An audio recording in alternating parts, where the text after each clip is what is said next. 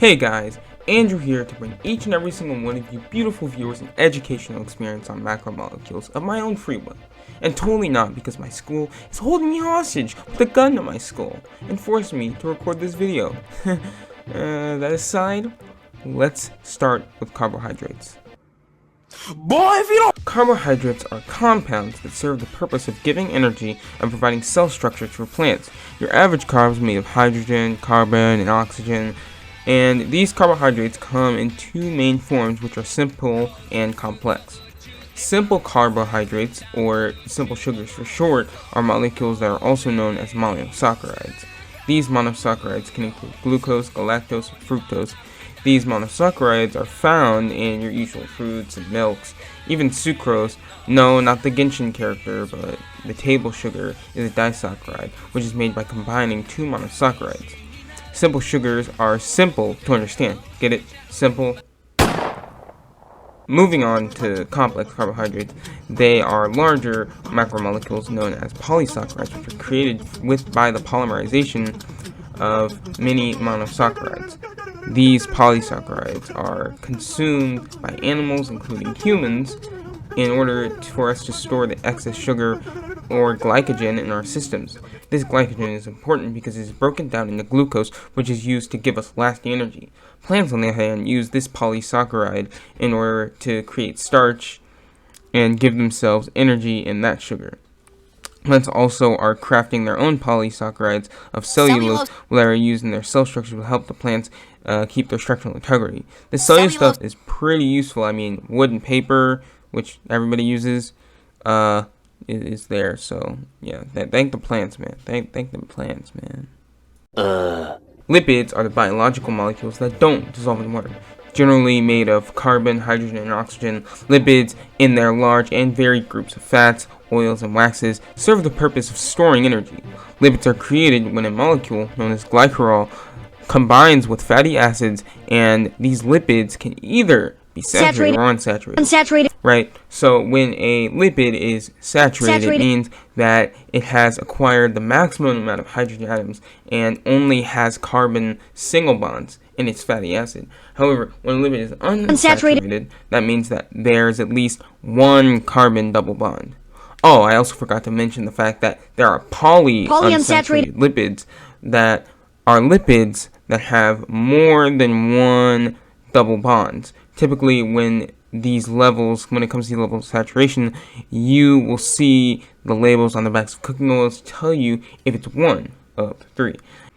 Hey bro, lipids are boring. Man, shut your...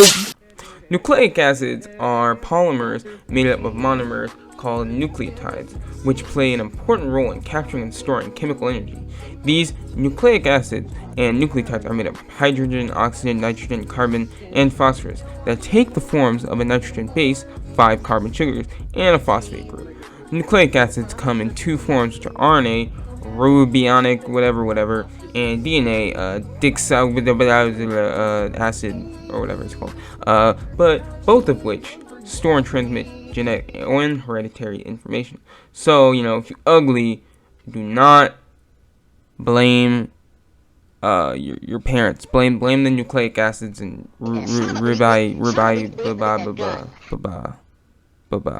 the fuck? We're saving the best for last with protein.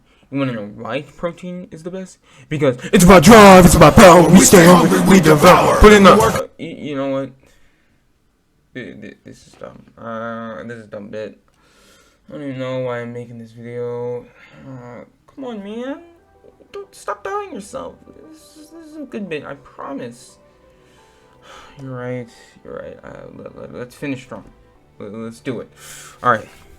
Proteins, like some other macromolecules, are polymers made up of monomers. These monomers are called amino acids, which contain oxygen, nitrogen, carbon, hydrogen, whatever. Amino acids come in different amino groups that are linked together by covalent peptide bonds, which form polypeptides, which form proteins. So it takes a lot of amino acids to make a protein, but proteins are very important because they increase cell strength and help fight off diseases. That is why people who are bodybuilder, meatheads who love to eat lots of proteins in their meals can get jacked. amino acids also have different combinations because there are 20 plus types of amino acids that exist in the world. Amino acids are different R groups, line up bonds, so freely, in the different polarities and pH values and the different acids and polypeptide chains based on what your DNA tells you how to put it together. And these different formations of amino acids are maintained by different forces and bonds that, I can make a future video on, but please don't suggest that because I like writing scripts. They're kind of boring. As of now, I'm tired of being a puppet of my school's curriculum. I'm so happy to educate my audience on macromolecules because without them, us humans wouldn't work. So, I gotta go. God damn, let me go, man. Come on.